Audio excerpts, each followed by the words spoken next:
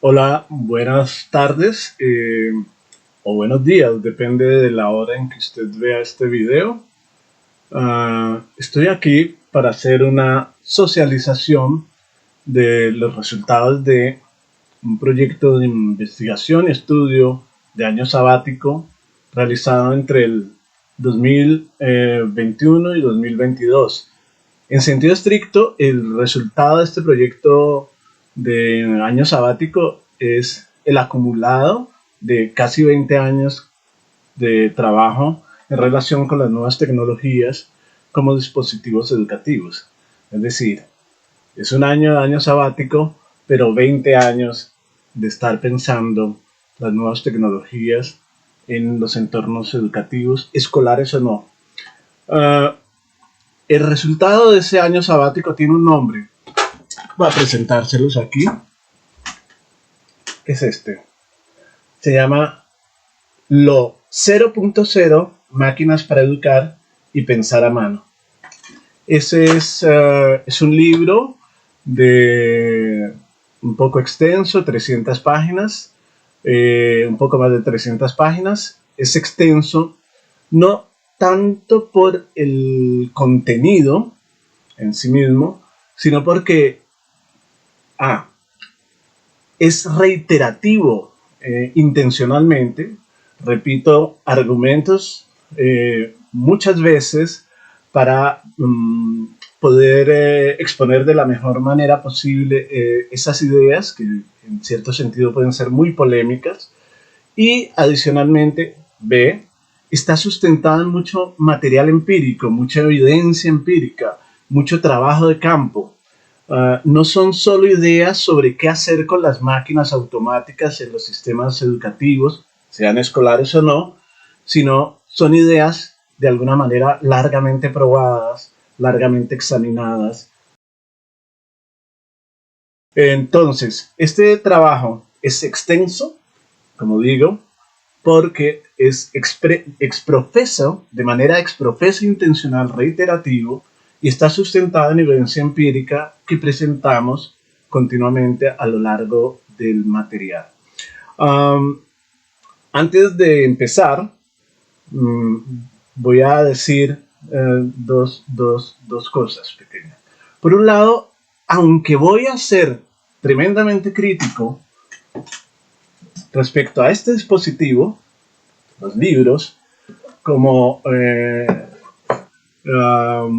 dispositivos claves de la educación escolar en particular hoy, pueden ver que amo los libros, adoro los libros y los libros digitales y los libros físicos. Es decir, no es, esta presentación no es algo así como un homenaje bibliófobo, ¿no? Una andanada bibliófoba de ninguna manera.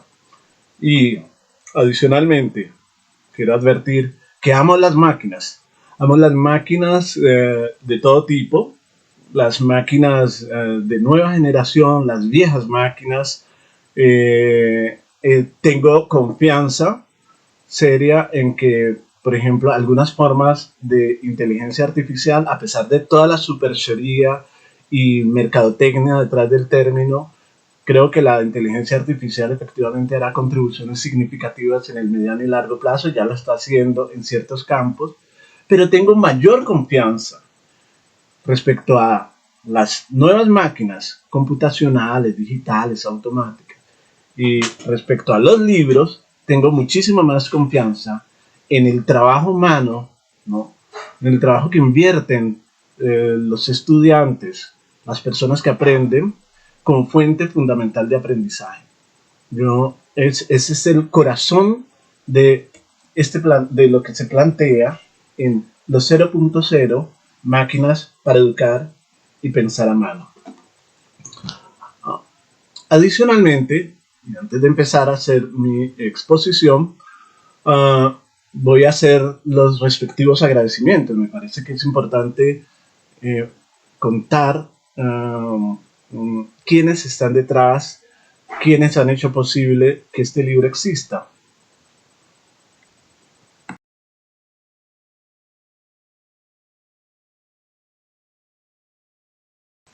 Bueno, en primer lugar, mis agradecimientos a la institución en la que trabaja, una universidad pública, la Universidad del Valle, que como toda institución burocrática actual, es al mismo tiempo un mar de posibilidades, ofrece recursos, sobre todo tiempo y sobre todo además relaciones con otros seres humanos que nos permiten a los que hacemos parte de este tipo de instituciones pensar con calma algunos asuntos que de otra manera no serían pensables. Entonces la Universidad del Valle, y en particular dentro de la Universidad del Valle, la Escuela de Comunicación Social a la que pertenezco,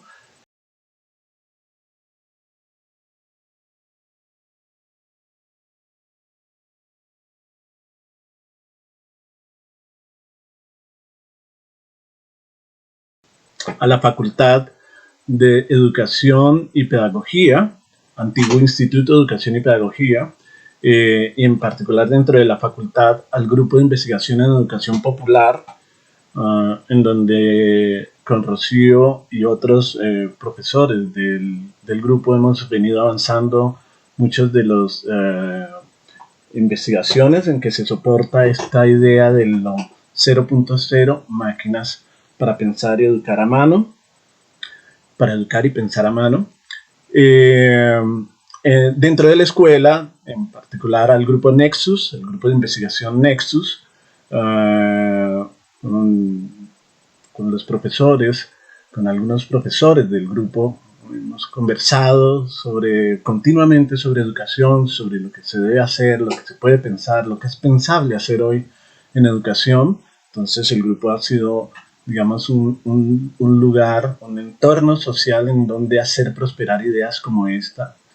Eh, Agradezco muchísimo a la alcaldía de Cali, porque dentro de la alcaldía de Cali se desarrolló el proyecto, una gran iniciativa de intervención educativa que se llama Mi Comunidad es Escuela. Esa iniciativa tuvo, entre otros componentes, un subcomponente, un proyecto llamado Semilleros TIC, y que coordinamos académicamente Rocío Gómez y yo, pero que se desarrolló con un enorme entramado de personas y gentes, empezando por las instituciones de educación oficial que participaron de ello, el equipo de trabajo dentro de la Universidad del Valle que participó de ello. Ahora voy a dar nombres, algunos nombres, siempre quedarán por fuera varios que hicieron parte de esta iniciativa. Entonces la Alcaldía de Cali, el proyecto Mi Comunidad es Escuela, fundamental.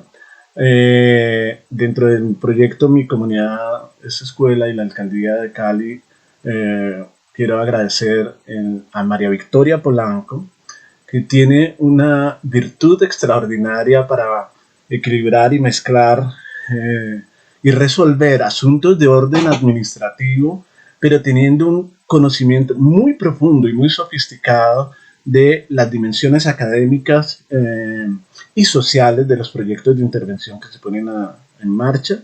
Es muy probable que, es seguro, mejor dicho, que si el tipo de gestión que adelantó María Victoria Polanco, ese proyecto no hubiera podido llegar a buen término. En su apoyo para sacar adelante Semilleros TIC fue inestimable. Andrea Serna, que fue nuestra profesional coordinadora y académica al mismo tiempo de la puesta en marcha de los semilleros TIC. Su trabajo, su inteligencia y su capacidad también de pensar al mismo tiempo las dimensiones administrativas y de planificación de este tipo de proyectos y pensar las dimensiones académicas más conceptuales con bastante solvencia es extraordinario dentro del proyecto, pero también dentro de otra iniciativa que desarrollamos conjuntamente con la biblioteca municipal del deporte y la recreación, un lugar fantástico en los bajos del estadio Pascual Guerrero, Dentro de esta iniciativa, que también fue una fuente, un abrevadero para el desarrollo de estas ideas de los 0.0, participaron también Felipe Moncada, que ha sido clave en estas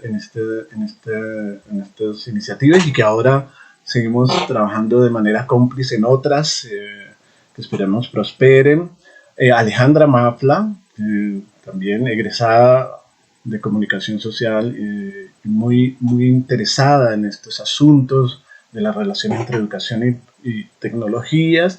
Diana Vivas, que también participó no solo en Semilleros TIC, sino también en el proyecto Mi Comunidad es Escuela, de manera muy activa.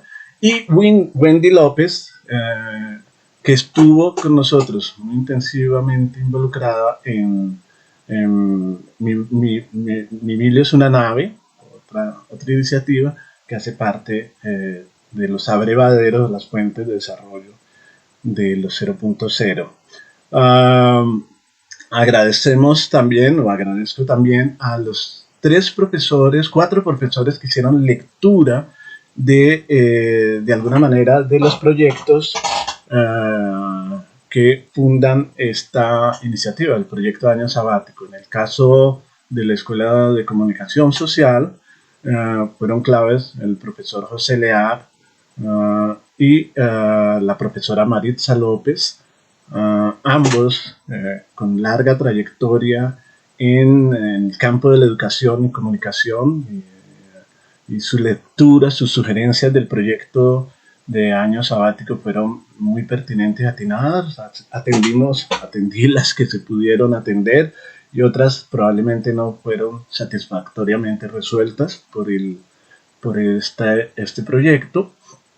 Hay dentro del proyecto Mi Comunidad es Escuela Semilleros TIC, una idea que se desarrolló que se llamaron los ensambles, que explicaré más adelante. Es una de las formas de lo 0.0, de las máquinas 0.0, los ensambles, y esos ensambles no hubieran podido ser construidos como los hicimos dentro de Semilleros TIC sin el apoyo y la inteligencia y el dominio técnico, creativo y estético de Daniel Escobar.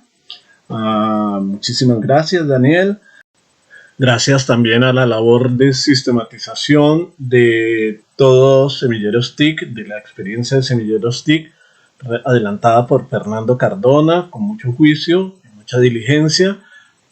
Varios de los documentos derivados de esa sistematización fueron claves para la organización de este libro y este informe. Muchas gracias, Fernando. El proyecto Semilleros TIC tuvo asiento y respaldo institucional dentro del CIERSUR de la Universidad del Valle, y su directora Gloria Toro también fue clave en la puesta en marcha de este proyecto. Natalia Cárdenas y Jaime Rodríguez nos apoyaron mucho en la la sacada adelante en el desarrollo de Mi Biblio es una nave, una plataforma de trabajo educativo que pusimos en marcha en la Biblioteca Municipal del Deporte y la Recreación de Cali. Rocío Rueda ha sido una compañera de viaje en este tipo de empresas intelectuales. Estuvo con nosotros en Mi Biblio es una nave. Hemos coescrito algunas par de obras con ella, y siempre cuando estamos empezando este tipo de iniciativas es la primera en decir yo voy. Eso es muy importante y es muy estimulante su presencia en el desarrollo de esta iniciativa.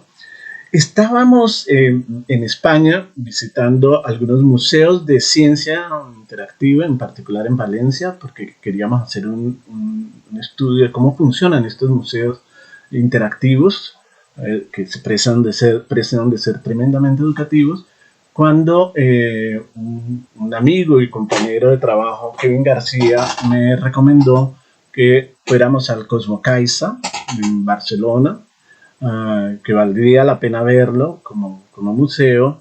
Y las conversaciones con Kevin siempre han sido muy productivas, muy provechosas, y entonces también quiero agradecerle a Kevin porque su preocupación, sus intereses por lo que tiene que ver con educación, nuevas tecnologías, son sentidas y intensas. Eh, y agradecemos a cientos de profesores y decenas, cientos de estudiantes, perdón, y decenas de profesores que a lo largo de Semilleros TIC eh, eh, contribuyeron al desarrollar lo que conocemos como aplicaciones 0.0 en las IEO, Instituciones Educativas Oficiales de Cali.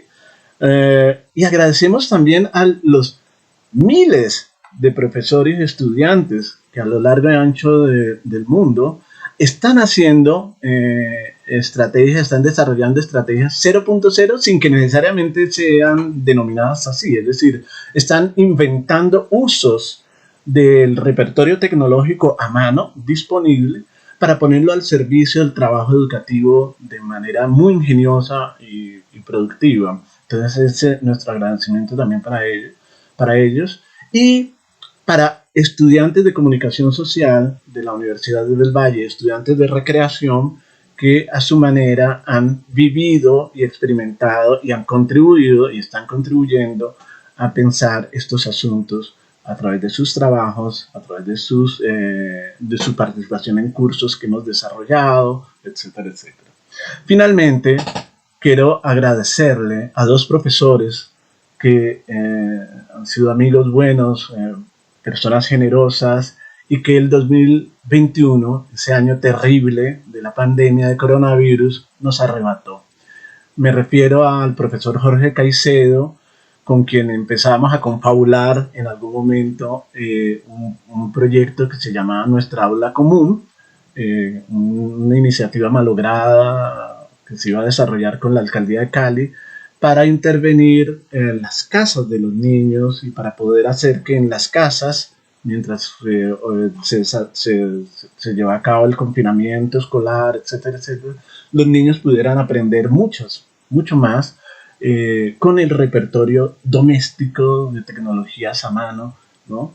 Esa iniciativa no prosperó, pero lo importante en lo que quiero insistir es que con Jorge Caicedo conversamos mucho de estos asuntos, su sensibilidad, su capacidad de trabajo con colectivos sociales, su imaginación eh, ha sido siempre fundamental y extraño, digamos, su presencia en la escuela, digamos, para pensar estos y otros asuntos de este tipo.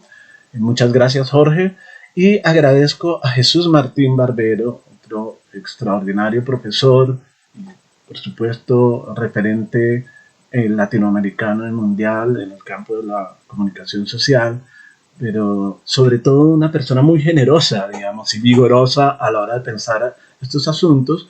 Con Jesús Martín aprendimos, adelantó el camino, contribuyó con sus reflexiones a que decenas de miles de personas, entre las que me incluyo, y nos incluimos Rocío y yo, empezamos a entender que gracias a sus clases, empezamos a entender que no es a través de las máquinas y los medios en tanto cosas, ¿no?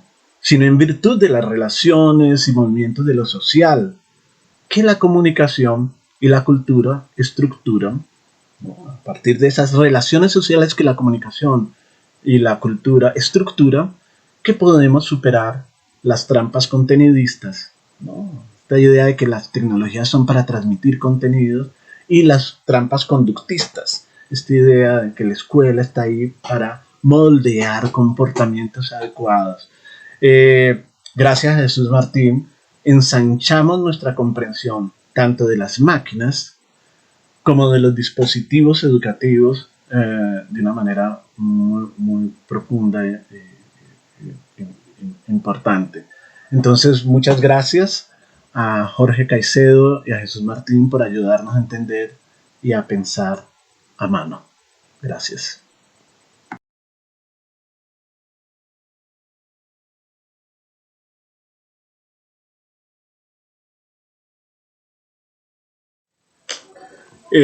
Antes de empezar, yo quiero que piense por un instante, ¿no? Mire su entorno, ya que estoy mostrando el entorno en el que me desenvuelvo normalmente, pero mire su entorno y trate de identificar qué máquinas hay en su entorno, cuáles son las máquinas automáticas, cuáles son máquinas automáticas de su entorno. Uh, es importante esta pequeña operación, máquinas automáticas de su entorno, por una razón, porque cuando pensemos qué son las máquinas automáticas, cuando pensemos cómo incorporar las máquinas a la escuela, vamos a necesitar desestructurar o repensar qué entendemos por máquinas. Ese es digamos, es un planteamiento esencial. Este libro, Los 0.0, empieza por repensar qué son las máquinas y qué máquinas, teniendo en cuenta qué son las máquinas, qué podemos pensar o qué podemos entender por máquinas educativas. Entonces, tómese un tiempo, en serio, y enumere alrededor de su entorno cuáles son las máquinas automáticas que le rodean, la rodean. ¿Cuáles son esas máquinas automáticas? Tómese un tiempo.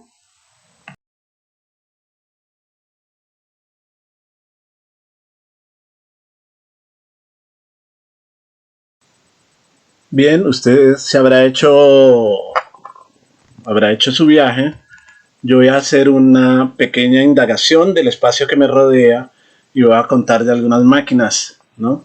Y notarán que voy a llamar máquinas automáticas a un montón de dispositivos que normalmente no llamamos y no consideramos máquinas automáticas.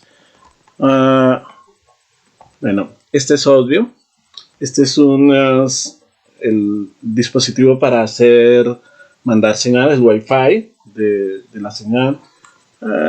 Tenemos aquí máquinas de carga de contenidos sonoros, música. Esta máquina, noten, esta máquina automática de contenidos seguros y estables, que se llaman los libros. Ahí más contenidos estables, un repositorio, esta máquina un enorme repositorio de contenidos estables, que son los libros. Pero sigamos por aquí. Sí, esta máquina automática para calentar el agua. Y voy a llamar a esta máquina tan rara, escalera, una máquina para subir, para ascender. Y todo el espacio físico, la casa, esa máquina de habitar, una máquina estable de habitar. Y por supuesto, si seguimos aquí, máquinas de dormir.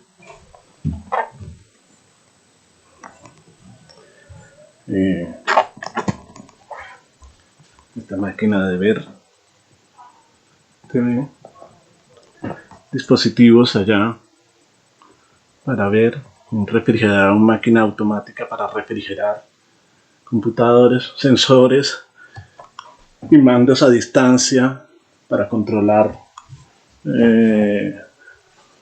dispositivos. Esta extraña máquina para mover y desplazar y movilizar residuos orgánicos. Esta máquina que conduce agua, ¿no? Y vacía y desplaza agua doméstica. Sí. La máquina del narcisismo, el espejo que nos refleja y nos garantiza imagen de vuelta. Bien. ¿Qué máquina falta en este listado? Podemos seguir enumerando infinitos tipos de máquinas automáticas, pero hay una máquina esencial, y esa máquina esencial, ¿no?, automática, fundamental, fue clave para el trabajo que estamos desarrollando, y fue clave también para entender que nuestra visión de máquinas, demasiado restrictiva, era uno de los problemas claves a enfrentar a través del desarrollo de lo que llamamos los 0.0. Tenemos que ensanchar nuestra visión de máquinas para poder pensar las máquinas educativas que requerimos para fortalecer y acentuar e incrementar e intensificar el trabajo que invierten los estudiantes, los aprendices, los usuarios como fuente fundamental de aprendizaje. Dentro del listado de máquinas que extrañas, un poco, algunos considerarán excesiva, estoy usando de manera demasiado elástica el término máquinas, automáticas además, para designar objetos que normalmente no llamaríamos máquinas, no consideraríamos máquinas automáticas. Dentro de ese listado de, comillas, máquinas automáticas, hay uno que quizás ni usted y nosotros tampoco en su momento pensábamos que era esencial para esta reflexión que estamos desarrollando.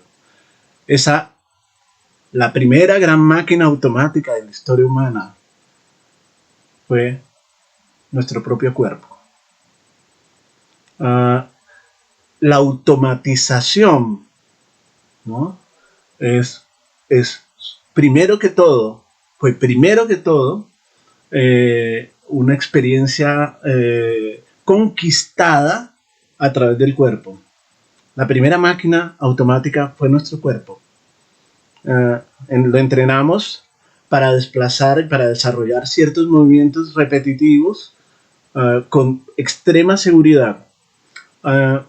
Voy a presentar algunos ejemplos, algunos videos que ilustran muy bien esta idea de el cuerpo como máquina automática.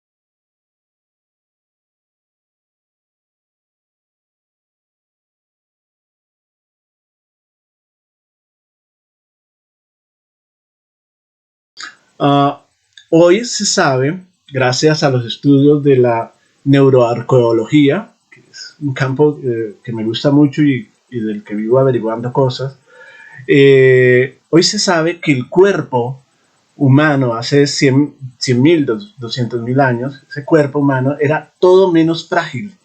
Era, los hombres, comillas, primitivos, los hombres y mujeres primitivos no eran endebles, enclenques y frágiles y raquíticos, y aunque se cuenta con frecuencia acerca de cómo las sociedades contemporáneas han extendido las tasas de las esperanzas de vida, y cómo en el pasado las esperanzas de vida eran pequeñas, eran mucho menores, y eso es claro, hay evidencia estadística al respecto. Lo que no suele decirse es que efectivamente las tasas de mortalidad eran muy altas, pero también las personas que lograban pasar, digamos, el conjunto de obstáculos a unas vidas prolongadas, consideraban vidas, cuerpos muchas veces robustos y vigorosos. Eh, um, de hecho, en alguna de la literatura que hemos revisado se habla de cuerpos que tenían la eficacia muscular y las características musculares de atletas de alto rendimiento para poder desplazarse largas distancias, para cargar pesos extraordinarios, para poder estructurar máquinas de caza eficaces, para poder desplazarse y construir y cavar hondanadas donde habitar, en fin, se necesitaban cuerpos muy más bien robustos. ¿Cómo se ha sabido eso? A través de, entre otras, la neuroarqueología. La neuroarqueología es una máquina, es una ciencia que en el fondo es casi una manera de viajar en el tiempo. ¿Qué consiste? Básicamente le ponen, el planteamiento de fondo de la neuroarqueología es: el cerebro humano no ha cambiado así sustancialmente respecto al hombre moderno de hace 100.000, 200.000, 150.000 años. No ha habido unas variaciones muy significativas. Entonces le ponen a personas de hoy, habitantes actuales, les ponen sensores, medidores de presión, un utillaje médico para medir, digamos, un conjunto de variables biofísicas, ¿no?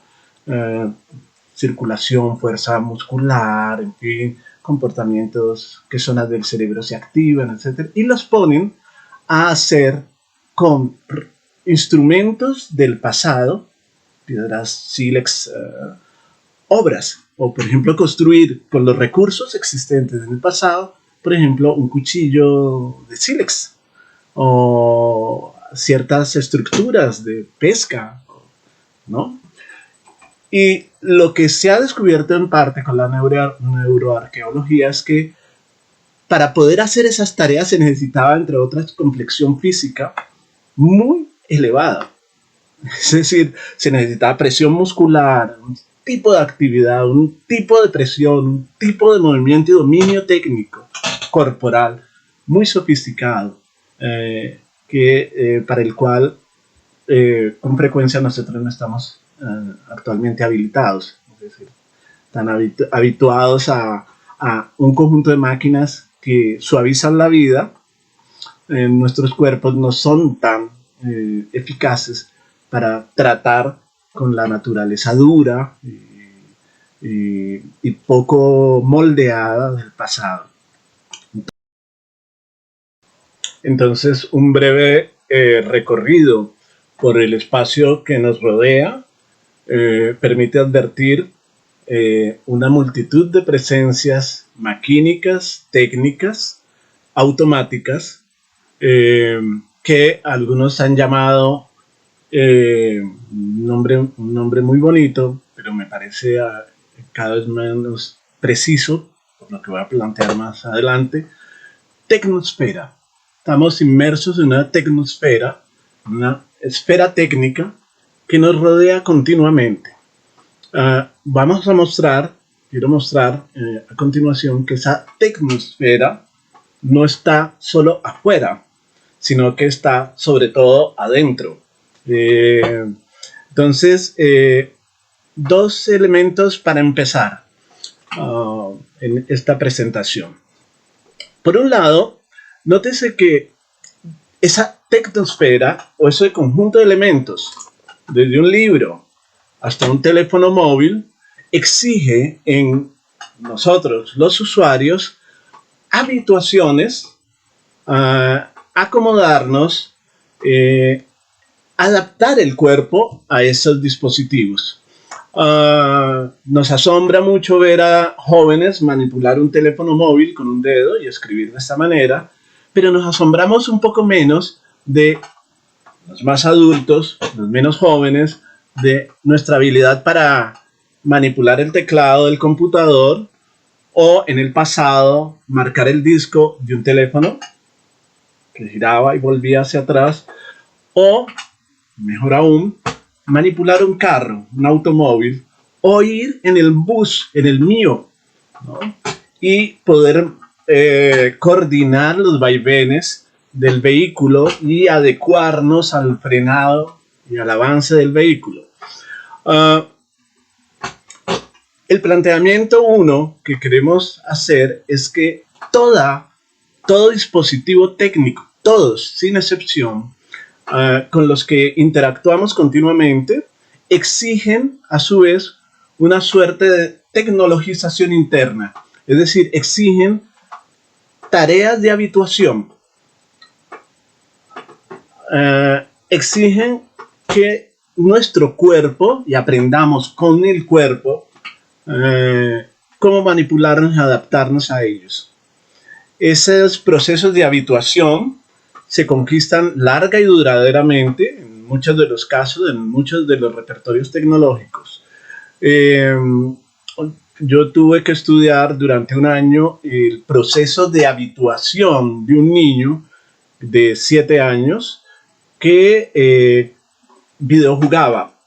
Y ese proceso de habituación, es decir, de automatizar el cuerpo para dominar consistentemente una máquina, se traduce en que pasado un año, este niño, que era un niño relativamente hábil en videojuegos, se convirtiera en un virtuoso del videojuego. Ese volverse virtuoso del videojuego supuso una habituación, es decir, un largo proceso de incorporación del dispositivo técnico al cuerpo que automatiza ese dispositivo técnico a través del cuerpo. Eso nos permitió decir en aquel momento que lo más parecido a aprender a videojugar es aprender a interpretar un instrumento musical. Los músicos virtuosos, la condición virtuosa, tienen que ver, entre otras, con largo proceso de habituación, ¿no? Y saber leer consistentemente un libro, manipular un libro, también entraña largos procesos de habituación. Aprender a mirar las palabras, aprender a discriminar, aprender a entender las palabras, es el producto de una larga tarea de habituación. La alfabetización es, entre otras, un conjunto de procedimientos para conquistar la habituación necesaria, corporal, mental, para poder leer. El aquietamiento del cuerpo en algunos momentos para poder leer, para controlar las secuencias de palabras, para entenderlas. Recuerdo, por ejemplo, una tía mía me enseñó cuando yo era muy chiquito un truco de habituación para leer en voz alta. Me dijo, mira, aprende a leer cuando estás leyendo, lee la palabra, estás pronunciando esta palabra, pero al mismo tiempo, mientras pronuncias esta palabra, vas leyendo mentalmente la siguiente frase o las siguientes palabras. De tal manera que cuando llegues a la siguiente palabra, ya la has leído y la puedes pronunciar correctamente. Y así sucesivamente. Entonces, había una disociación entre el acto de pronunciar las palabras en voz alta y el acto de anticiparme a la siguiente leyéndolas. Esos son partes de un ejemplo de la enorme variedad de procesos de habituación que desarrollamos para adaptarnos a la tecnosfera, que no es tan tecnosfera solamente como externa, como una cosa envolvente, sino intra tecnologías. Son tecnologías que incorporamos y que convertimos en cuerpo, ¿no?, a través de procesos de habituación.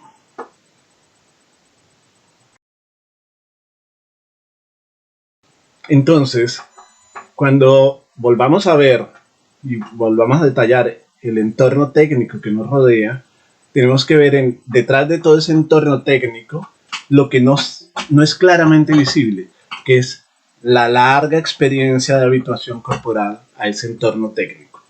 Ese es un primer dato que ha resultado relevante para el estudio que estoy presentando.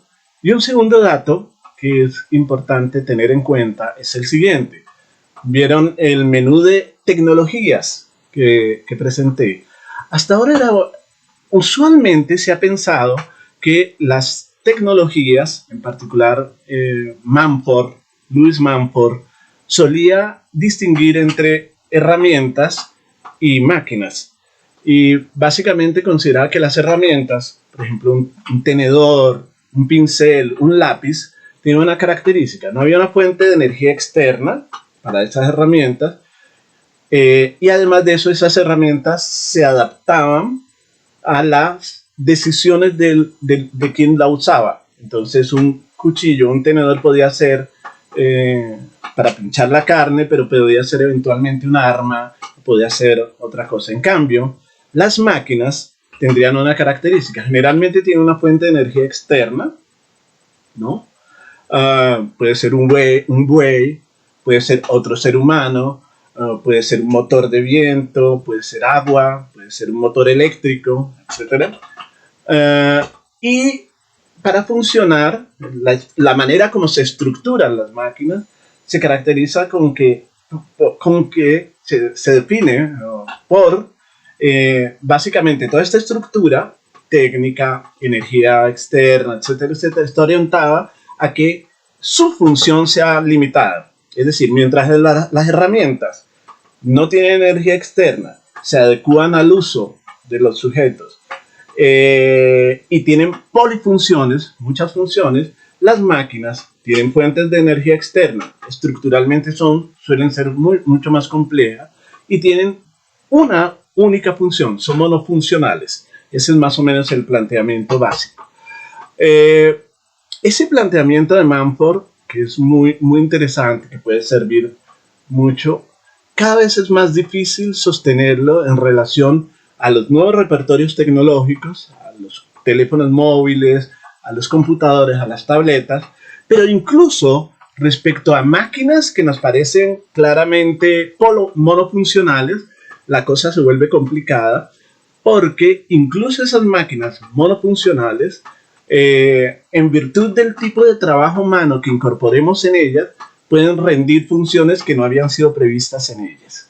Entonces no es seguro que esta visión de las máquinas como monofuncionales sea enteramente consistente. Pero peor aún, en relación a las nuevas máquinas, a las máquinas de naturaleza digital, y estamos notando que incluso las viejas máquinas ancladas a motores cada vez están incorporando componentes digitales. Esas máquinas crecientemente parecen ser mucho más polifuncionales de lo que planteamos. Por eso nosotros hemos venido hablando de, por lo menos respecto a los nuevos repertorios tecnológicos de naturaleza digital, hemos venido hablando de máquinas herramientas. Máquinas que se comportan como máquinas, es decir, tienen una fuente externa, tienen funciones más o menos diferenciadas, pero al mismo tiempo son tremendamente sensibles a la actividad de los sujetos y se adaptan a la actividad de los sujetos como si fueran herramientas. O, para decirlo en un término que le encantaba mucho a Jesús Martín, estas máquinas son una suerte de aleación cada vez más potente entre silicio y cerebro. Diríamos, para no ser neuroreductores, silicio y persona, silicio y cuerpo, ¿no? Porque la mente no es solo lo que hay aquí en el cerebro, sino cuerpo. Entonces, estas máquinas herramientas la naturaleza de esas máquinas herramientas es lo que nos interesa poner al centro y en consideración dentro de este estudio.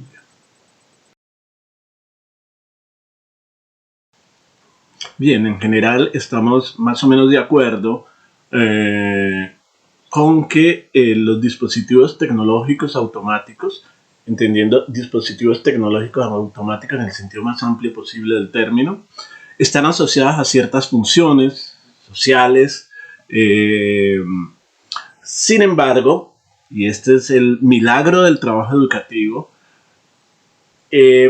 gracias al tipo de tareas o al tipo de trabajo educativo que asignamos en los sistemas educativos, esos mismos dispositivos pueden adquirir nuevas funciones, más allá de las funciones previstas. Me explico. Un espejo en relación a un proyecto educativo es mucho más que un lugar o una superficie en la que se reflejan imágenes. Puede convertirse en lugar donde se escribe, lugar en donde se proyectan de cierta manera ciertas imágenes para producir ciertos efectos, puede convertirse en área de cálculo, puede convertirse, si se ponen dos espejos en paralelo, en simulación del infinito, en fin. Ese detalle, el hecho de que el trabajo educativo es capaz de reconvertir las funciones de todo dispositivo tecnológico, es lo que nos interesa subrayar en este apartado. Si eso es cierto, si es cierto que los dispositivos tecnológicos a mano en los sistemas escolares, en las casas, a la hora de desempeñar funciones educativas, si los dispositivos tecnológicos a manos pueden tener muchas más funciones de las que también automáticamente les asignamos, el campo de la educación, el campo del trabajo educativo se ensancha. Por desgracia, examinen en este momento los dispositivos tecnológicos que ustedes empleamos en la escuela, en los sistemas escolares, en los sistemas de enseñanza escolar. Por desgracia, la función predominante en ese repertorio tecnológico, en ese conjunto de dispositivos tecnológicos, la función predominante es la de vehículos de contenidos. Son esencialmente máquinas automáticas para vehicular contenidos. Desde el computador, pasando por el libro, hasta el cuerpo del profesor y de la profesora docente que cuenta clases, todas estas máquinas entrenadas y automatizadas están al servicio del proceso de vehicular contenidos, de transmitir, transferir contenidos. Es decir, la función sociotécnica dominante del repertorio tecnológico disponible o a mano es esa.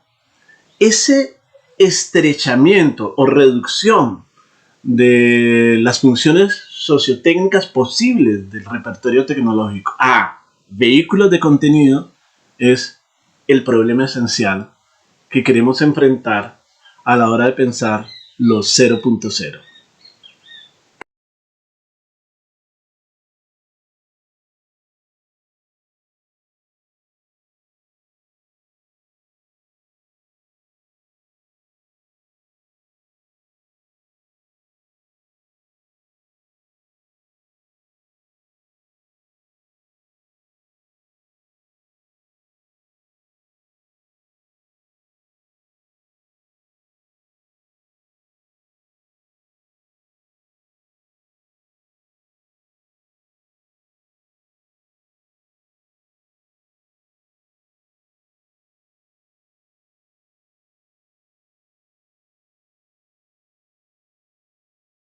Vas a decir de manera muy directa y simple la respuesta a esa pregunta.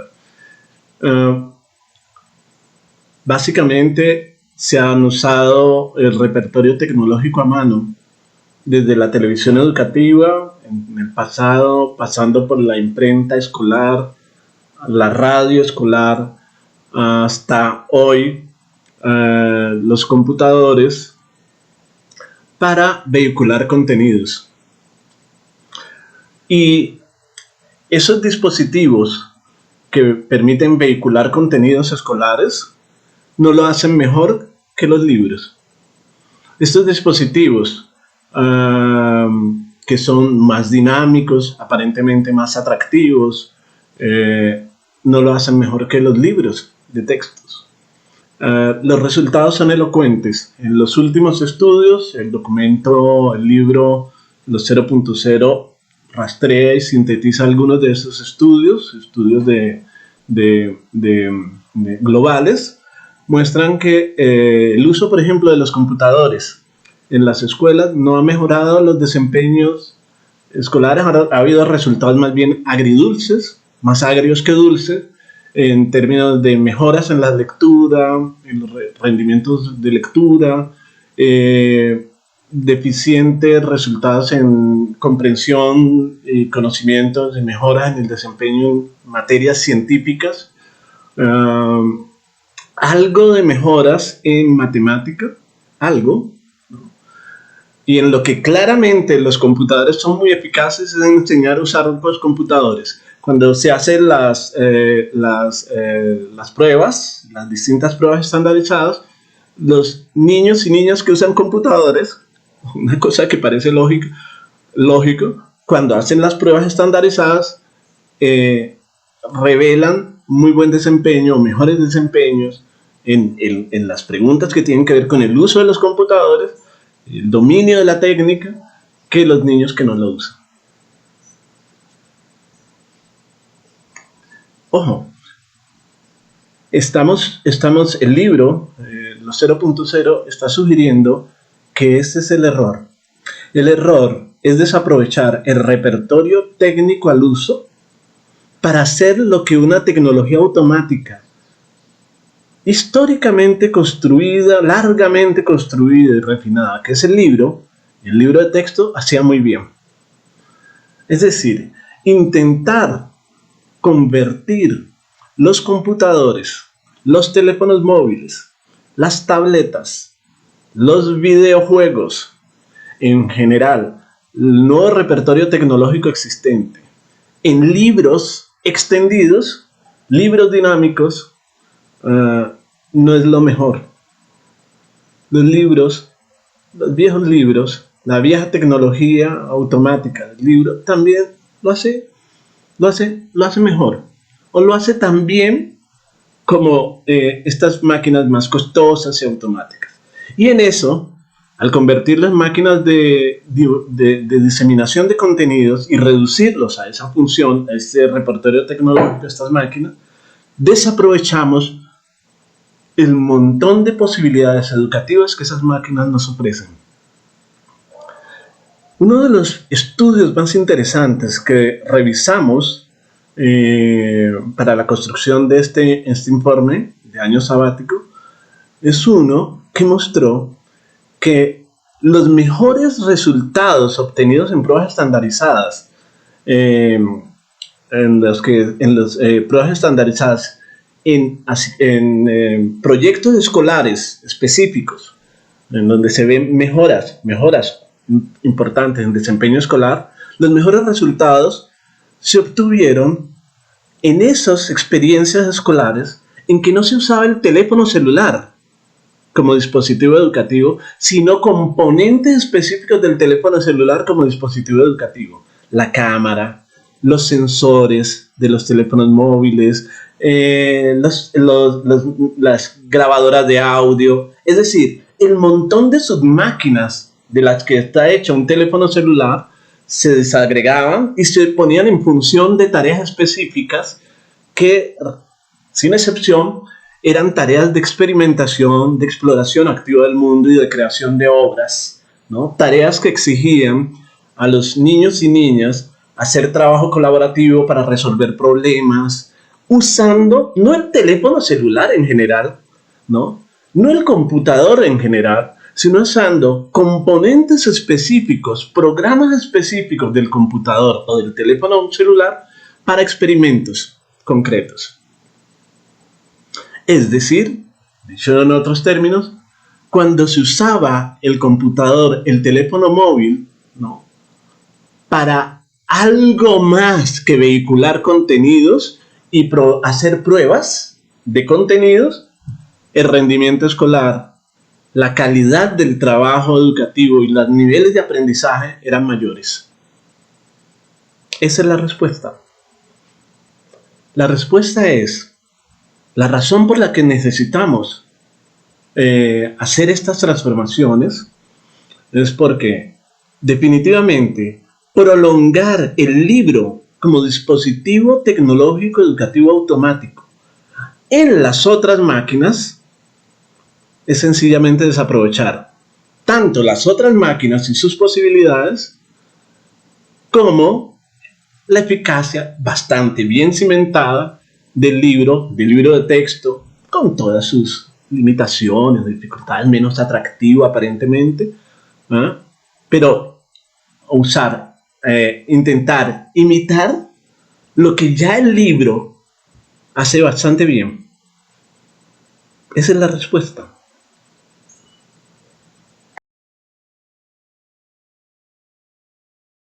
Este es mi teléfono. Pero un teléfono es un montón de máquinas integradas. Y a eso se añade, si a eso se agrega además, que esta máquina integrada se le pueden cargar programas diversos, es una miriada de máquinas integradas. Este teléfono, por ejemplo, tiene por supuesto grabadora de sonido, tiene una cámara de video, cámara fotográfica, etcétera, etcétera. Pero esta máquina, este teléfono, tiene además de todo sensores, un conjunto de sensores. Resulta que uno puede descargar de Apple Store o de las plataformas de distribución de programas de los teléfonos móviles, uno puede descargar cosas como esta. Lupas. Los teléfonos son lupas también, pueden convertirse en lupas.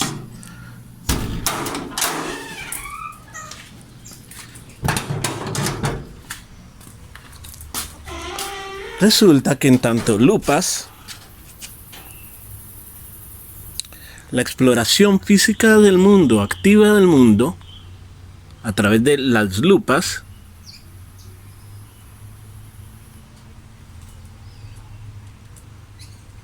del teléfono móvil,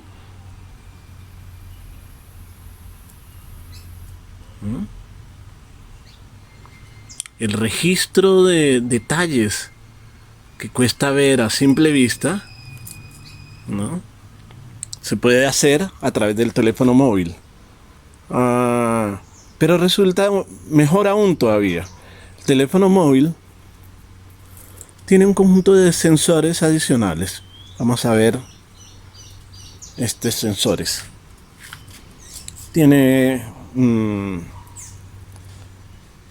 sonómetros. Hola, hola, hola. Tiene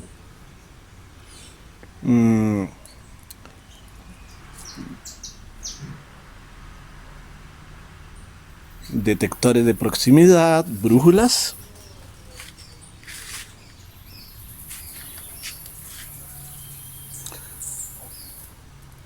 Tiene barómetros.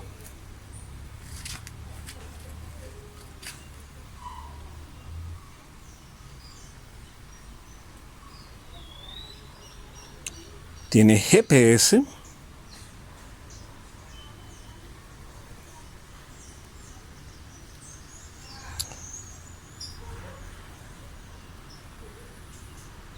Detector de calor, de proximidad. En fin, tiene un conjunto de dispositivos, sensores, que podrían aprovecharse para explorar activamente el mundo.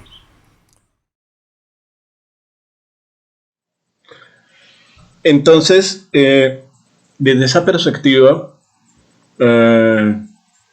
máquinas de contenidos que automatizan la distribución de los contenidos Eso es lo que están haciendo los computadores.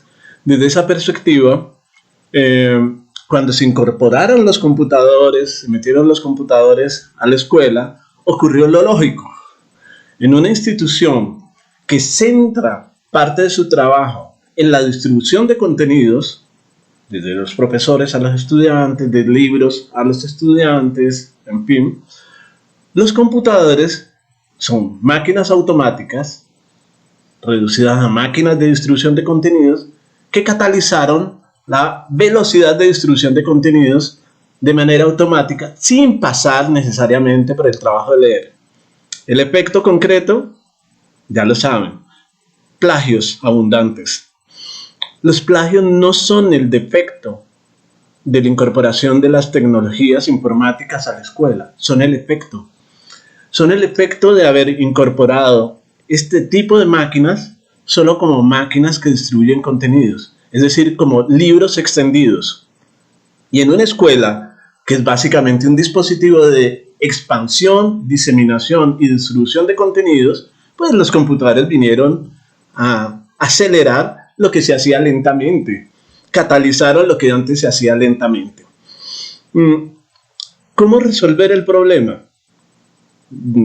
Necesariamente lo que tiene que ocurrir se sabe, lo saben los educadores del mundo, lo saben los asesores, lo saben los expertos del campo. Lo que tiene que ocurrir para que la escuela rinda eficazmente aprendizajes es que los estudiantes tienen que invertir mucho más trabajo. Tiene que haber un tipo de asignaciones que estimulen a los estudiantes a hacer trabajo. El trabajo de los estudiantes es la fuente de aprendizaje. Entonces, si hacemos asignaciones en que el trabajo lo puede hacer una máquina, transfiriendo contenidos de un lado a otro, pues la máquina, lo que va a pasar es que usaremos los atajos de la máquina para resolver esos problemas. Nuestro planteamiento esencial es que lo 0.0 es dos cosas.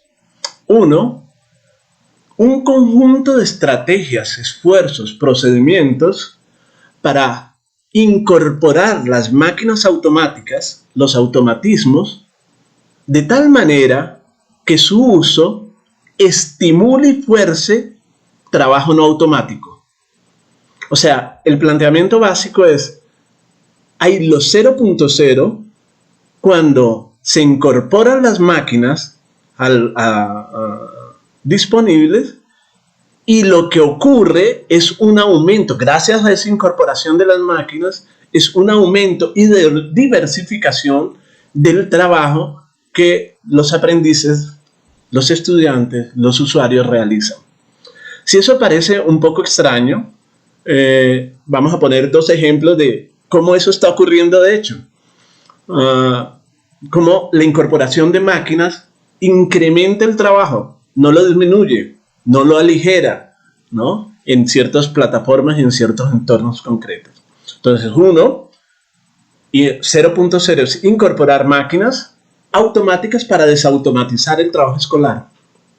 Un poco contraintuitivo, pero ese es el esencial. Y 2, 0.0 es construir un nuevo tipo de máquinas automáticas o no, que exijan el incremento y diversificación del trabajo escolar o el trabajo de los aprendices.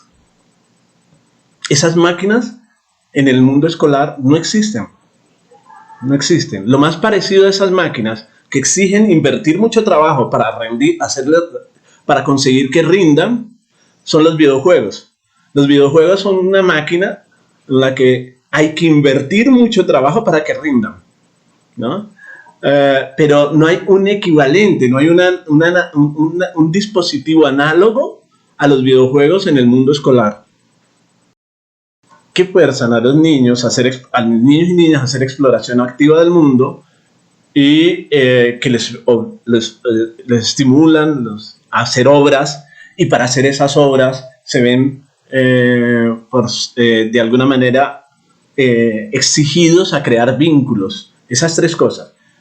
Hacer exploración activa, acciones sobre el mundo, crear obras, ¿no? Obras derivadas de esas acciones experimentales, exploratorias, y para hacer esas obras se necesita crear vínculos. Nosotros le llamamos a eso ovas, un poco para salirle al juego, hacerle el juego a las otras ovas. Las ovas que son objetos virtuales de aprendizaje, aquí son obras, vínculos y acciones, ¿no? Estimular el trabajo de los aprendices, de los usuarios, de los estudiantes, aumentar ese trabajo, diversificarlo en clave experimental es la clave.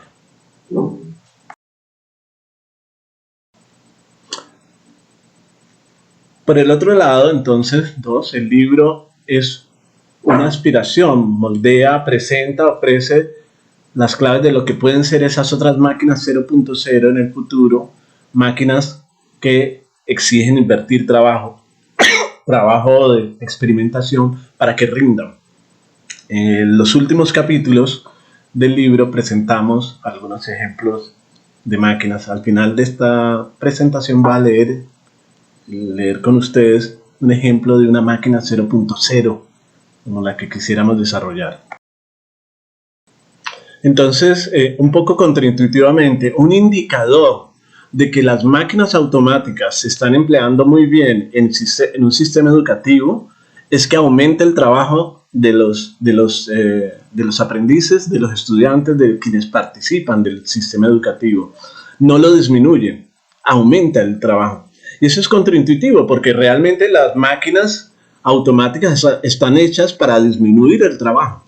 Pero disminuir el trabajo, que es clave en los sistemas de producción de bienes, de cosas y de servicios, es contraproducente, profundamente contraproducente cuando se trata de sistemas educativos. Porque el trabajo es realmente la fuente de aprendizaje. Es el lugar donde se construyen las inferencias, es el lugar donde se hacen obras, es el lugar donde el cuerpo adapta y crea comprensiones. Entonces, si eso no ocurre, si las máquinas sirven para facilitar, lo que estamos haciendo al facilitar el trabajo es reducir las oportunidades de aprendizaje real y significativo. Ese es el planteamiento esencial. Sin embargo, decirlo suena bien, suena razonable, hacer eso es un poco más complicado. Y el libro lo que ofrece es un conjunto de experiencias que ilustran cómo hacerlo. Le llamamos, hay 4 maneras 0.0 de hacerlo. Primera manera, le llamamos aplicaciones 0.0, que es algo así como imponerle programas de uso muy particulares, muy bien pensados a las máquinas disponibles para que sirvan para hacer operaciones concretas de aprendizaje, de exploración intensa del mundo, etcétera, etcétera, en los sistemas escolares, en este caso. En la CIEO de Cali construimos varias aplicaciones 0.0 y entonces en el libro se consignan algunos ejemplos y se dan links a el banco de aplicaciones que se desarrollaron en los semilleros TIC, unas aplicaciones desarrolladas por profesores y estudiantes de las instituciones educativas oficiales. Algo más de 100 aplicaciones 0.0, las que están ahí y que son usables, es decir, son de uso abierto y pueden desarrollarse, mejorarse, etcétera, etcétera. La segunda modalidad de máquinas 0.0, entonces la primera es máquinas 0.0, son aplicaciones 0.0. La segunda modalidad de máquinas 0.0 le llamamos plataformas. Las plataformas son conjuntos de aplicaciones, ¿no?, puestas al servicio de un propósito educativo específico. Por ejemplo, Nibilio es una nave que fue una de las plataformas que desarrollamos. Está orientada a hacer que niños que videojuegan en la biblioteca municipal del deporte y la recreación en Cali. Era un grupo chiquito de niños y niñas. Estos niños y niñas, adolescentes más bien, pudieran explorar la biblioteca y pudieran usar los libros y pudieran leer la biblioteca, leer los libros, leer la biblioteca y sin dejar de videojugar. Entonces, esa plataforma que se llama Mi Biblio es una nave, ilustramos un poco de qué se trató, ponemos ejemplos de otros tipos de plataformas que se pueden hacer en otros entornos. En este momento, de hecho, estamos tratando de diseñar una plataforma similar, una plataforma física, no son plataformas digitales, se desarrollan en el espacio físico, aprovechan el espacio físico para aprender cosas. Desarrollando en el barrio en donde yo vivo, la urbanización El Aguacatal, con estudiantes de comunicación social, estamos construyendo una plataforma de educación ambiental con estaciones, módulos, etcétera, etcétera, y usando máquinas, teléfonos móviles, etcétera, etcétera, para hacer una exploración activa del mundo. Los niños, cuando lleguen a la urbanización, hagan recorridos de este entorno, y ese recorrer el entorno esté cargado de exploraciones que producen aprendizajes y comprensiones ambientales significativas. Entonces, ahí la segunda tipo de máquinas 0.0 son las plataformas. Un tercer tipo de máquinas 0.0 son los ensambles. Los ensambles son más máquina, así, más cosa, mientras que las aplicaciones 0.0 son más programas de acción, programas de uso, y las plataformas también son más programas de uso y programas de acción. Los ensambles sí son más máquina cosa, ¿no? Pero esas máquinas integradas estimulan ciertas exploraciones creativas del mundo, y probamos 3 ensambles que se desarrollaron en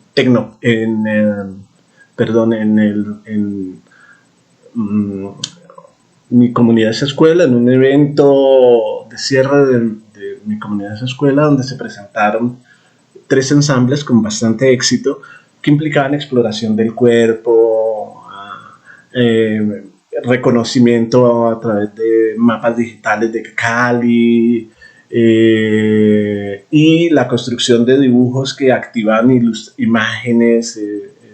3 ensambles muy bonitos. Ahí ilustramos de qué se trató cada uno de esos ensambles. Cuerpos sonoros se llamaba uno, emotocones otro, que había que dibujar para activar ciertas imágenes, y el otro caliscopio se llamaba otro. Estas son máquinas también 0.0 muy, que creemos que son un ejemplo de qué hacer y cómo proceder. Y la última máquina 0.0 en minúscula la escribimos, no existe, pero ilustramos a través de un par de cuentos de qué se podría tratar, y ese es el cuento que quisiera leer al final de esta presentación. Voy a cerrar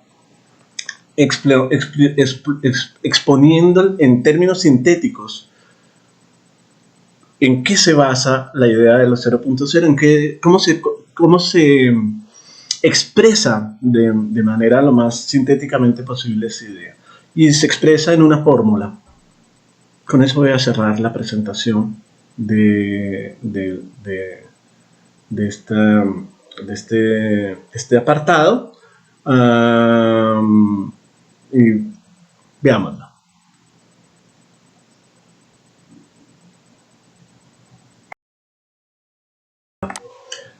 Educación tecnológicamente mediada, una educación que incorpora máquinas automáticas, es eficaz, es realmente significativa, es consistente si hay trabajo invertido, trabajo vivo invertido, intensivamente invertido por los estudiantes, por los educandos. Entonces, educación tecnológicamente mediada es si, solo si hay aumento y diversificación del trabajo invertido por los estudiantes, trabajo vivo invertido por los estudiantes. De resto, es cháchara. De resto, es simplemente incorporar máquinas para que cumplan funciones de libros extendidos, vehículos de contenidos, y eso es insuficiente, es claramente insuficiente.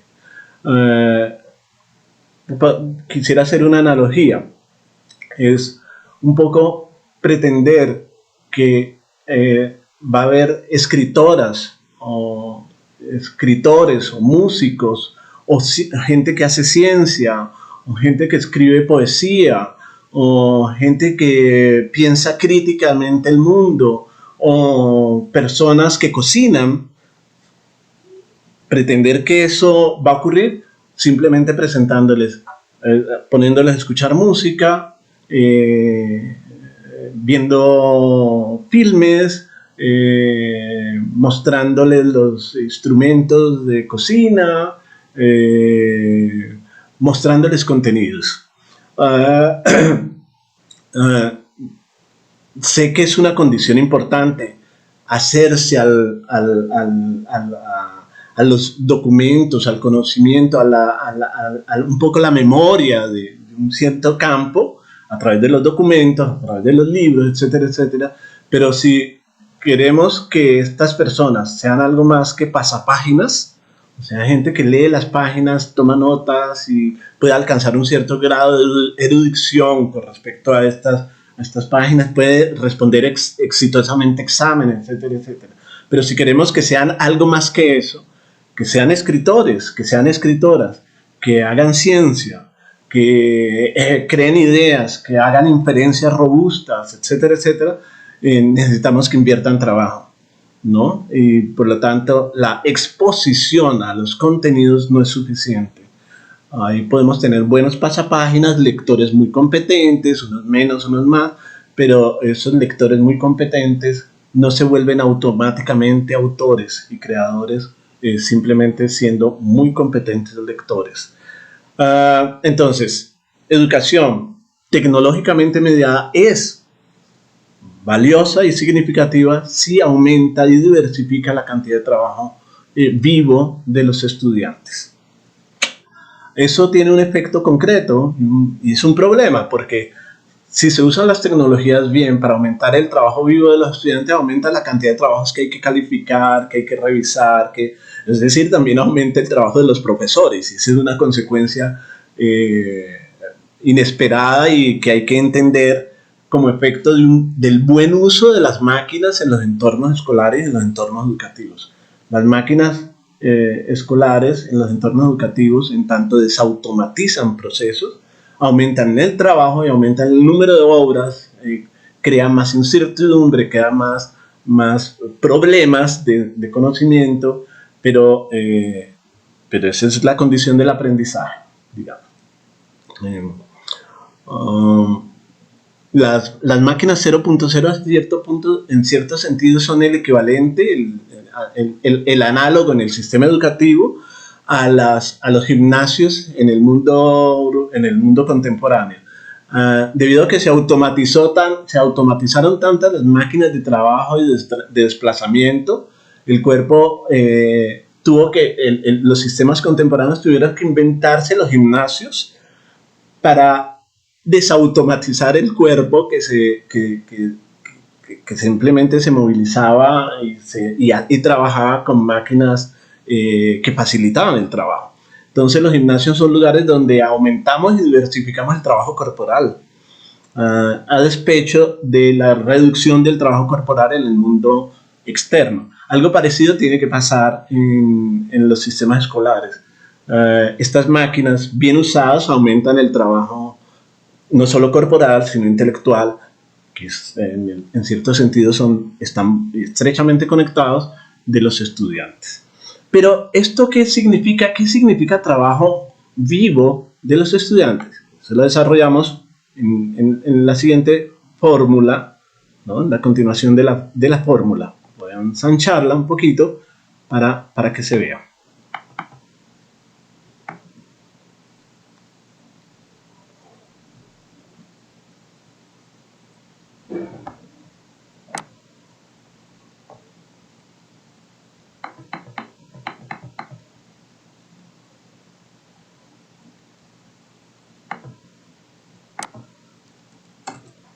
aumentar, perdón, trabajo vivo de los estudiantes es, por un lado,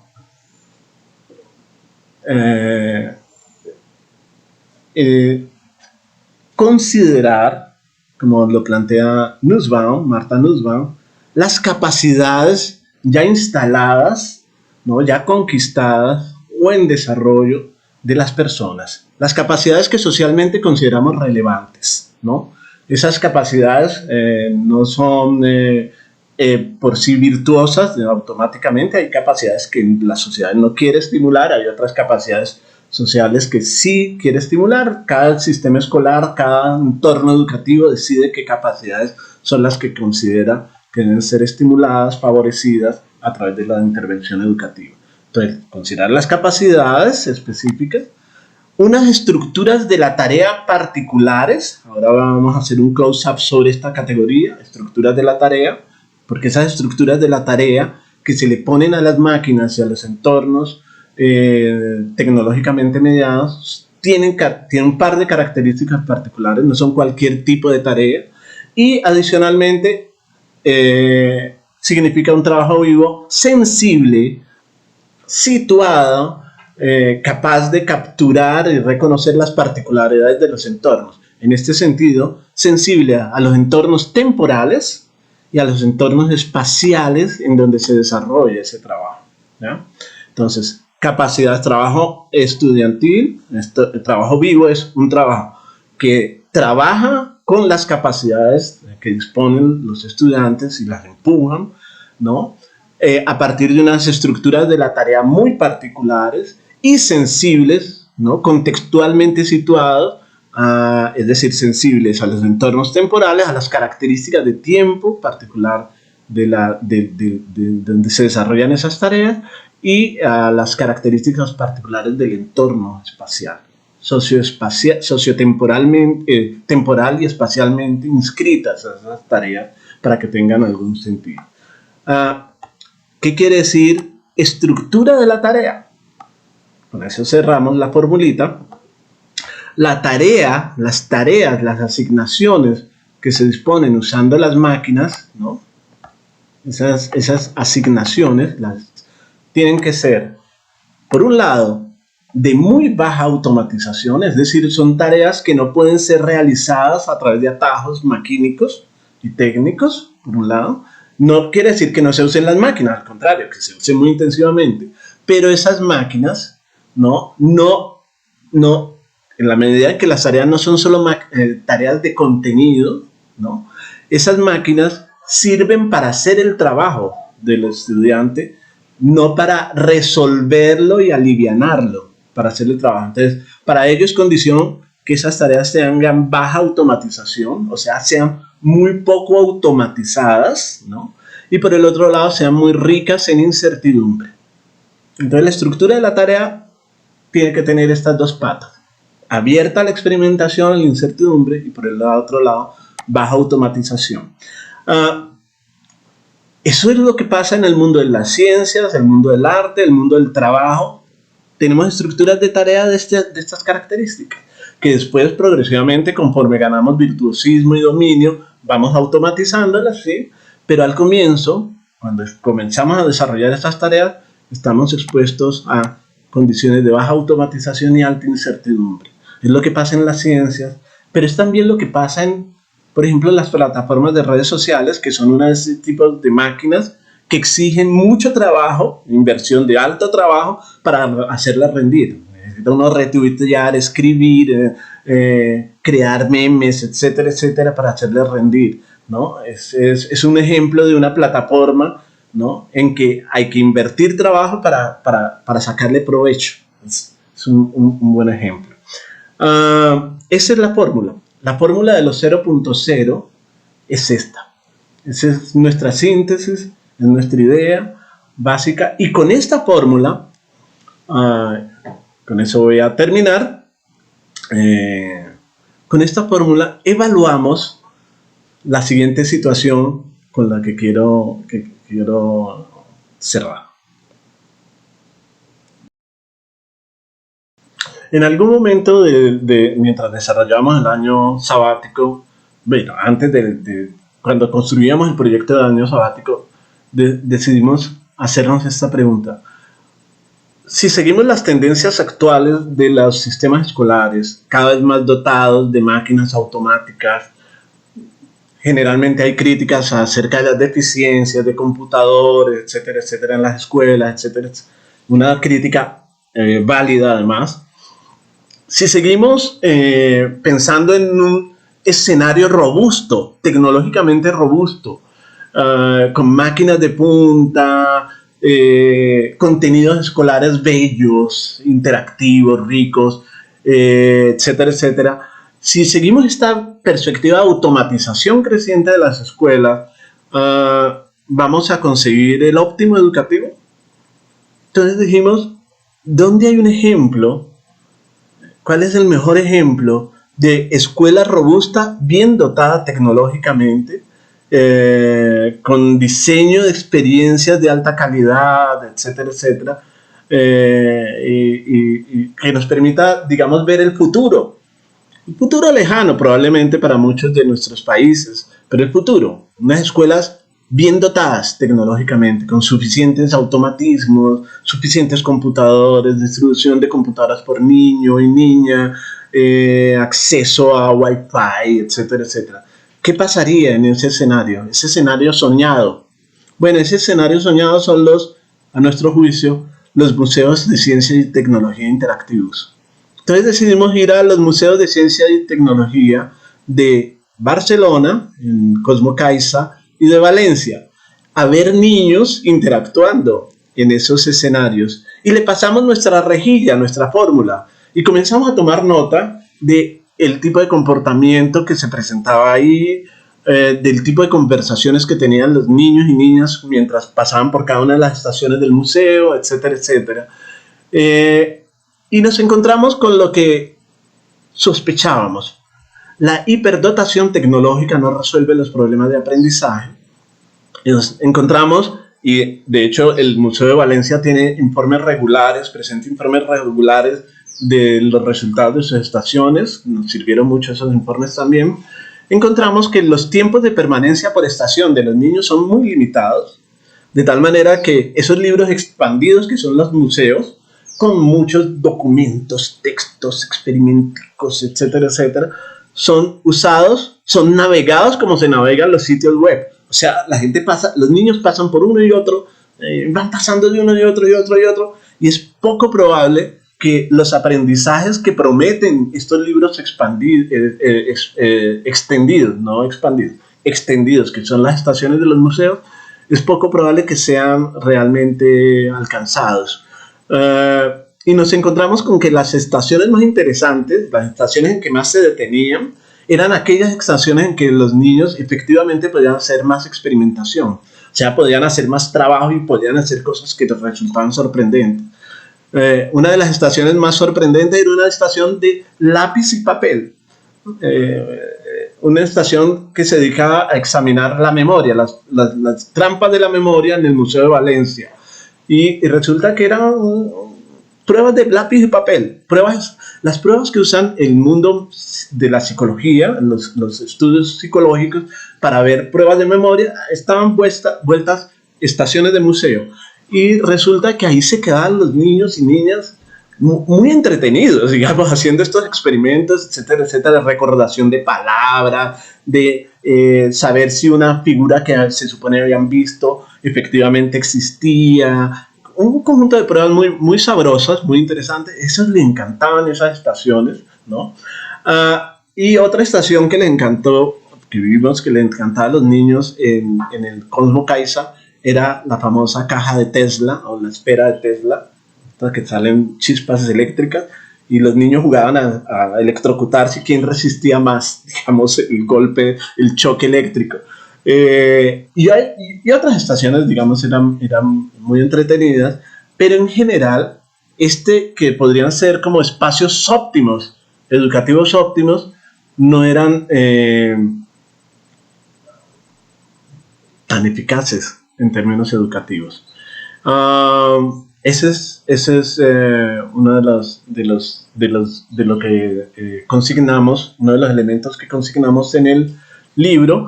Y en el libro dedicamos un apartado especial del libro a repotenciar esas estaciones en clave 0.0. Es decir, ¿qué habría que hacer para que esas estaciones funcionaran mejor en términos educativos? Como Caixa no lo sabe, el Museo de Ciencias de Valencia no lo sabe, pero en el libro consignamos propuestas de repotenciación en clave experimental y en clave 0.0 de esas estaciones. Cierro entonces con dos elementos de esta presentación. Uno, contándoles ya de manera gruesa que hay en el libro, el índice. Básicamente hay dos partes, una parte más, vamos a decir, conceptual, ¿no?, en que revisamos datos de la crisis de lo que nosotros llamamos no crisis del aprendizaje, como estaba diciendo desde hace unos años la UNESCO y PISA y un conjunto de organismos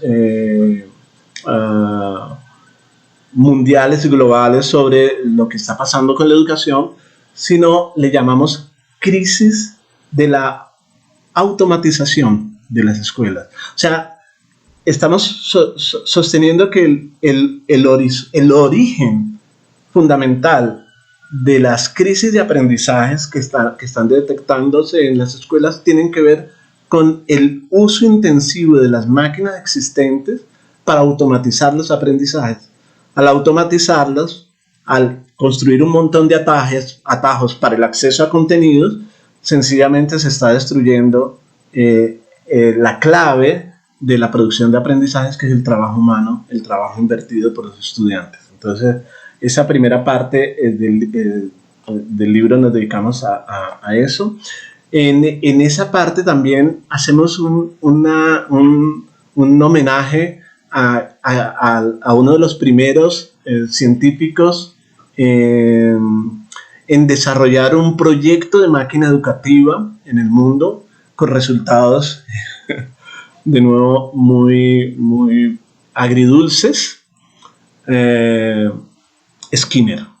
La máquina educativa skinneriana, esa aventura es tremendamente, es fascinante. Entonces revisamos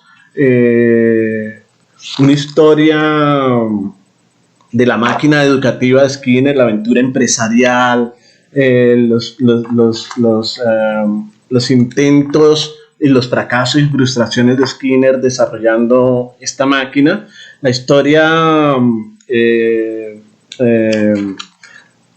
la escribió una investigadora norteamericana, creo, que nos pareció fundamental, de apellido Waters, y se llama, el libro es de 2021, se llama Teaching Machine, The History of Personalized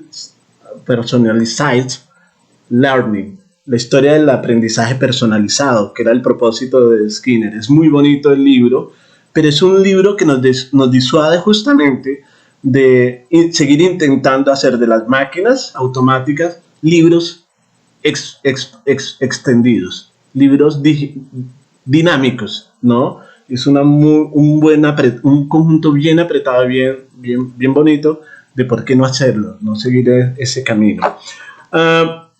La segunda parte del libro ya nos dedicamos, la primera parte tiene ese nombre, del hecho al dicho, o sea, revisar la evidencia, los datos, mostrando cómo definitivamente el camino de la automatización no es el correcto, no es el adecuado, etcétera, etcétera.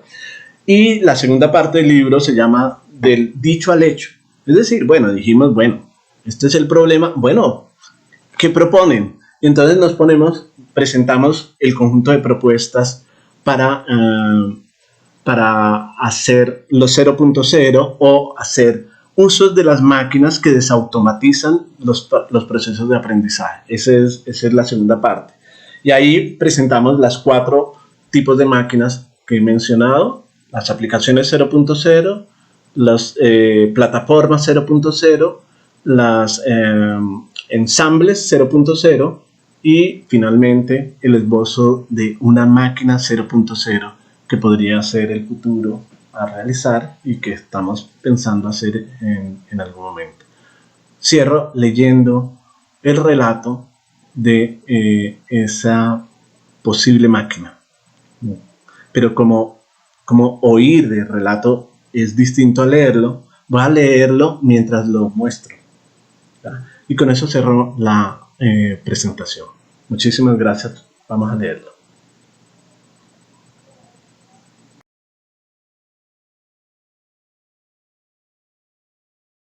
Cali 2048. Amanda no cabe de la dicha. Cecilia, su hija, una mujer más bien pequeña, chiquita como una pulga, diminuta y frágil como un colibrí, una personita chisparosa que aprendió a hablar temprano, a los 8 o 9 meses, cuando a duras penas podía mantenerse en pie, acaba de hacer algo extraordinario. Sin pensarlo 2 veces, Amanda se lo cuenta a sus amigos y amigas a través del com. Mi Cecil acaba de encender la Poetry. Pasados 2 minutos, comienzan a llover las preguntas. ¿Qué tipo de Poetry? ¿Una básica? No me digas que la 3.2. Aunque fuera una básica, abrirla a los 14 años ya sería una cosa de locos. ¿Estás segura de que no es un fallo? No es posible, nadie lo ha hecho antes de los 40 años. ¿Ya está disponible en redes lo que creó? Tu Cecilia es inteligente, pero todos los niños lo son de muchas maneras. Mi hijo también lo es. ¿Cómo pudo hacer algo así? Escribió un amigo anónimo y envidioso. Las máquinas también se equivocan, escribió otra maledicente. Ver para creer, insistió algún lenguaraz más. Cuando Amanda les cuenta que Cecil, o Chila, o la Chiquis, encendió la Poetry 3.2, la lluvia de mensajes se convierte en una auténtica tormenta. Los envidiosos callan, los amigos de veras felicitan a la niña, que ha preferido estar al margen. Sobran las expresiones de afecto. La tía, Máxima, no duda en enviar un video en el que se la ve llorar, sin pausa, emocionada, mientras salta y grita como enloquecida, gimoteando una y otra vez: es mi sobrinita, es mi sobrinita, es mi chilita. Y no es para menos. Poetry es un sencillo dispositivo con acceso a cientos de millones de archivos con la mejor poesía del mundo, escrita en 3.522 de las 7.000 lenguas de la Tierra. Mediante inteligencia artificial y algoritmos genéticos, Poetry reconoce cualquier nuevo poema que se le suministre, identifica el grado de originalidad, plagio respecto a los existentes, identifica la estructura del lenguaje, los elementos rítmicos y expresivos, los juegos de sentido, y reconoce patrones comunes y diferencias sustanciales con los poemas disponibles en sus archivos. Mientras Poetry 3.2 trata con todos los archivos accesibles en cientos de servidores y nubes, toda la poesía conocida y publicada a lo largo de la historia humana, la Poetry básica se limita a la poesía publicada en los últimos 3 años y en la propia lengua del poema suministrado. Cuando el poema suministrado ofrece poco grado de originalidad, pobre calidad y poco ingenio, Poetry no solo no enciende ni activa su testigo señal de valor, sino que rechaza por 2 años cualquier obra suministrada por el autor o autora, identificado con su huella digital o la retina de sus ojos. Así que los autores se aseguran de contar con algo de calidad antes de intentar presentar una obra decente a la Poetry, pues saben que si son rechazados, quedarán vetados por largos 24 meses. Pero la Poetry puede reconocer algún grado de originalidad e ingenio en una obra suministrada. No hace falta que sea completamente genial para que la máquina proceda a valorarla. En ese caso, el dispositivo sugiere un menú de piezas literarias y referencias que el autor o autora podría consultar y revisar para que continúe desarrollando su propia obra. Expertos asociados a la Poetry pueden hacer recomendaciones específicas por escrito y comunicárselas al autor o autora por correo. Adicionalmente, la Poetry revisa entre 2 y 5 propuestas nuevas de poemas, borradores del autor o autora, antes de que el candidato o candidata ofrezca una nueva obra. Tras las versiones borrador, la Poetry puede ofrecer una nueva ración de sugerencias y obras de apoyo e inspiración, y luego los autores pueden presentar una propuesta decantada y trabajada. Casi en todos los casos, los poetas admitidos en esta fase terminan decepcionándose de manera grave cuando la máquina rechaza el nuevo poema y los condena a 2 años de veto. Pero con frecuencia, este nuevo veto se convierte en un aliciente para emprender una empresa de creación intelectual que, aunque no derive en una obra poética admitida por la Poetry, transforma a los autores y autoras en ingeniosos creadores de otro tipo de obras. Algunos cuentistas, publicistas o guionistas notables pasaron por el traumático veto de la Poetry básica o de alguna de las variantes de Poetry, por ejemplo de la 2.5, que se ocupa de comparar el poema suministrado con archivos poéticos de los últimos 30 años en 3.522 lenguas antes de convertirse en artistas reconocidos. Poetry es realmente la derivación de una innovación educativa desarrollada en 2018, la aplicación 0.0 llamada Poémame. Poémame consistía en una pauta de trabajo muy simple. Los usuarios, estudiantes de 9º y 10º grado, recibían por computador 3 palabras y el fragmento de un poema de la literatura universal que se convertiría en modelo. El usuario debía inventar, usando esas 3 palabras, una pieza poética que imitara el estilo del poema modelo. Luego los profesores se encargaban de jerarquizar, discriminar cuáles poemas se asemejaban más al modelo y destacaban el acierto. Un grupo de jóvenes introdujo una variación a la aplicación y sugirió que además de construir una buena imitación, los usuarios debían inventarse justamente un poema que invirtiera y se diferenciara radicalmente del poema modelo. Lo que sucedió después es una larga historia. Se hizo un pequeño prototipo en un computador con poemas nacionales y algo de poesía latinoamericana y un sistema sencillo de reconocimiento de semejanzas, plagios, que descartaba los poemas que imitaban o se parecían a lo que ya existía. La primera versión de la Poetry se construyó 10 años después y bueno, en la actualidad, además de la Poetry 3.2, hay cientos de simuladores simples que les sirven a los usuarios para entrenarse y preparar poesía sometiéndose a pruebas que en algo se le parecen a la que haría la Poetry. Justamente en una de ellas, Protopoetry 2.0, Cecilia ensayó y trabajó durante años las obras que precedieron a su poema Cierto. Pero ninguna preparación se parece a someterse a la Poetry real, ni siquiera a la básica, y por supuesto, mucho menos a la 3.2. Por eso, cuando la pantalla del computador en el que Cecilia había dispuesto su poema titulado Cierto, se iluminó de azul, un azul lapislázuli, intenso y helado, indicador de que la Poetry 3.2 lo había admitido, ni siquiera esta jovencita que había trabajado en su obra a lo largo de 3 años usando Protopoetry como sparring podía dar crédito a lo que veía. Unos minutos después aparecieron los 6 iconos que confirmaban la admisión y Cecilia dejó encendido el computador caminando lentamente hacia atrás sin dejar de observarlo, como temiendo echarlo a perder con algún movimiento brusco. Fue hasta la puerta de la habitación, la abrió con suavidad, avanzó hasta el cuarto de su madre que hablaba por teléfono en ese momento, tiró de la manga de su blusa para que la atendiera. Amanda le pidió que aguardara un instante mientras terminaba de conversar, sin imaginarse que unas horas después los titulares de prensa tendrían a su pequeña en las portadas. Cecilia Mena Meneses, 14 años, es el poeta más joven admitido por una Poetry 3.2 en toda la historia.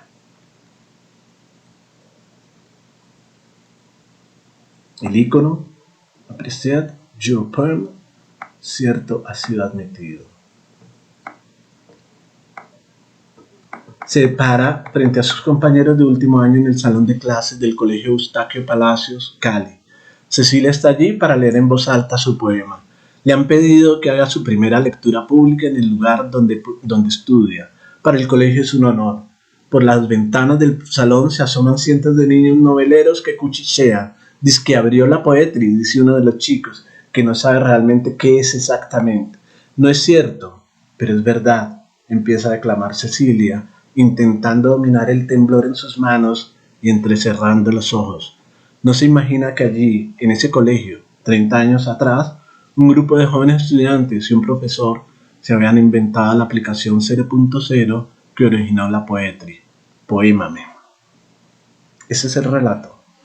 Y ese es el tipo de máquina 0.0 que quisiéramos ver en el futuro. Muchas gracias.